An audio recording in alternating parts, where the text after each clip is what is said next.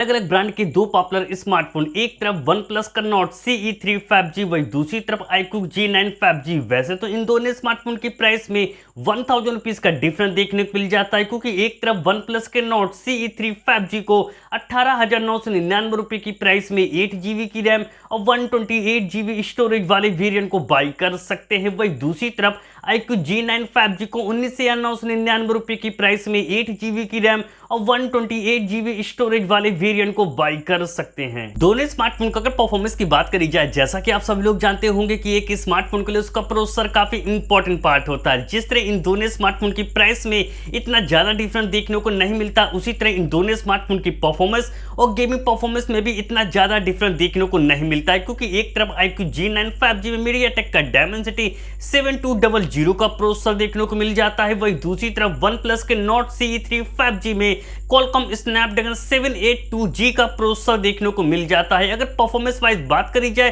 तो इन दोनों स्मार्टफोन में इतना ज्यादा डिफरेंस देखने को नहीं मिलता। वही इन दोनों स्मार्टफोन के अगर अंततः स्कोर की बात करी जाए तो एक तरफ iQOO के G9 5G का जो अंततः स्कोर निकल के आता है वो 7,23,000 निकल के आता है। वही दूसरी तरफ वन प्लस के नोट CE3 5G का जो अंततः स्कोर निकल के आता है वो 7,08,000 निकल के आता है। अगर आप लोग भी इन दोनों में से किसी स्मार्टफोन को खासकर गेमिंग के लिए लेने के लिए सोच रहे हो तो इन दोनों स्मार्टफोन के GFX स्कोर यानी गेमिंग स्कोर को जानना बहुत जरा जरूरी है। जब इन दोनों स्मार्टफोन में 30 मिनट तक गेम को प्ले किया गया तो एक तरफ iQOO G9 5G का जो गेमिंग स्कोर निकल के आता है 5300 निकल के आता है। वही दूसरी तरफ वन प्लस के नोट CE3 5G का जो गेमिंग स्कोर निकल के आता है 5100 निकल के आता है। उनका अगर डिस्प्ले सेगमेंट की बात करी जाए तो कम प्राइस होने के बावजूद भी डिस्प्ले की क्वालिटी तो बेटर आप लोगों को वन प्लस के नोट CE3 5G में देखने को मिल जाती है। 6.7 इंच की फ्लूइड एमोलेड डिस्प्ले देखने को मिल जाती है। डिस्प्ले की अच्छी स्मूथनेस के लिए 120 हर्ट्ज रिफ्रेश रेट का सपोर्ट देखने को मिल जाता है और डिस्प्ले में HDR10 का सपोर्ट देखने को मिल जाता है। वही दूसरी तरफ iQOO G9 5G में 6.67 इंच की full HD plus AMOLED display देखने को मिल जाती है। डिस्प्ले की अच्छी स्मूथनेस के लिए 120 हर्ट्ज रिफ्रेश रेट का सपोर्ट देखने को मिल जाता है और डिस्प्ले में HDR10 का सपोर्ट देखने को मिल जाता है। दोनों स्मार्टफोन का अगर कैमरा सेगमेंट की बात करी जाए तो 20,000 रुपीज से कम के प्राइस में इन दोनों स्मार्टफोन में एक्सीलेंट कैमरा सेटअप देखने को मिल जाता है। एक तरफ iQOO G9 5G के बैक में डुअल रियर कैमरा सेटअप देखने को मिल जाते हैं। 50 मेगापिक्सल का सोनी का IMX882 का सेंसर देखने को मिल जाता है। बाकी का दूसरा कैमरा 2 मेगापिक्सल का मिल जाता है विद LED फ्लैश लाइट के साथ। कैमरे में OIS का सपोर्ट देखने को मिल जाता है और फोन के बैक कैमरे से 4K वीडियो आसानी से रिकॉर्ड कर सकते हैं। वही दूसरी तरफ वन प्लस के नोट CE3 5G के बैक में ट्रिपल रियर कैमरा सेटअप देखने को मिल जाते हैं। 50 मेगापिक्सल का सोनी का IMX890 का सेंसर देखने को मिल जाता है। बाकी के दो कैमरे 8+2 मेगापिक्सल के मिल जाते हैं विद LED फ्लैश लाइट के साथ।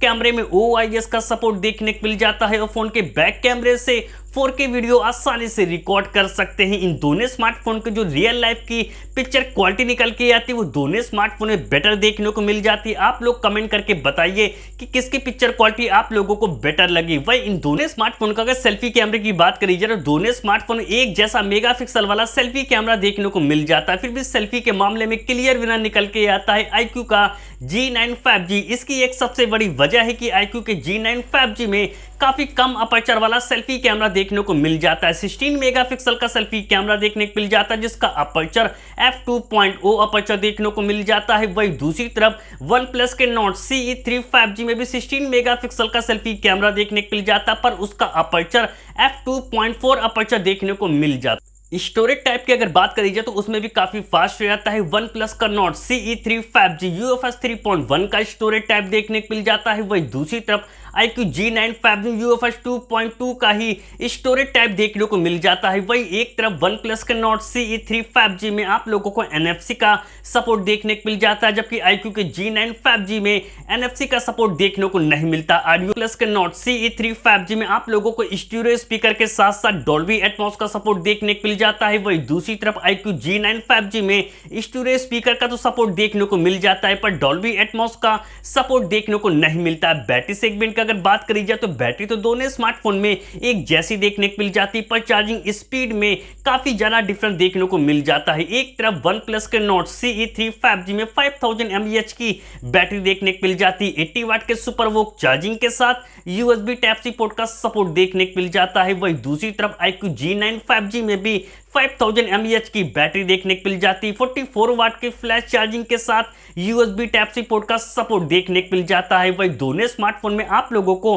3.5 mm जैक का सपोर्ट देखने को नहीं मिलता है। सिक्योरिटी फीचर के लिए दोनों स्मार्टफोन में इन डिस्प्ले फिंगरप्रिंट सेंसर देखने को मिल जाते हैं। तो अब बात करी जाए कि दोनों में से कौन सा स्मार्टफोन आप लोगों के लिए बेस्ट है। अगर आप लोग भी इन दोनों में से किसी स्मार्टफोन को लेने का मन बना रहे हो, कंफ्यूज हो कि कौन सा स्मार्टफोन लेना सही रहेगा, तो मैं आप लोगों को रिकमेंड करता हूं कि आप लोग 1000 रुपीज कम खर्च करके OnePlus के नोट CE3 5G को ही बाई करें।